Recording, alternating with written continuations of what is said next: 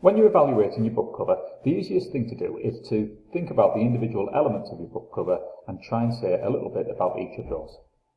Now with this example that we're looking at here, I think that the individual elements that we can break it down into are as follows.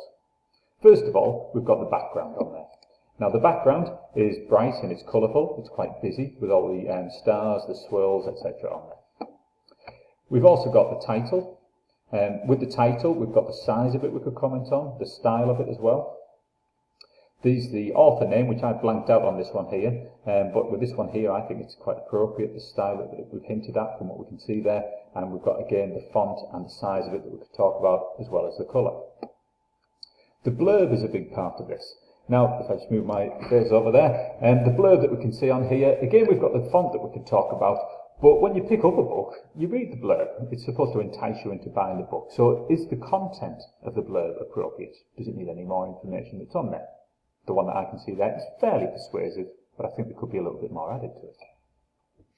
To make this look really realistic, I think we need to be including other detail on there, and the other information we need on there is the barcode, the price, the publisher information. We're missing the logo on this one, but we have got the barcode and a price on there. So anything like that, a few people may put quotes up from other people, from newspapers, etc., who might have reviewed the book. So we could talk about those things.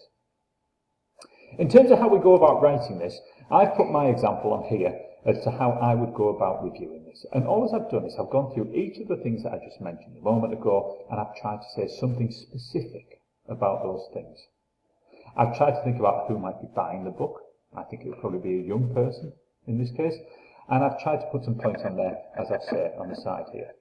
Now, I'm not going to read this through, but when you do read this through yourself, so if you pause this video and read it yourself, do look out for the explanation that I've put onto here. So for the blurb, for example, I said that it's fairly interesting on there, fairly persuasive, should I say. However, I think it needs to be developed more. Now, it's not a problem to point out things that need to be improved with your work. It's a good thing, in fact, because it shows that you are being critical about your work and you are showing how you would develop it. It's showing that you've got that knowledge and awareness of how it will be improved, even if you haven't shown it. So do make sure that you're doing that. And again, be specific with things about on there. Don't just say, I like the appearance of it, but give reasons why the appearance is suitable.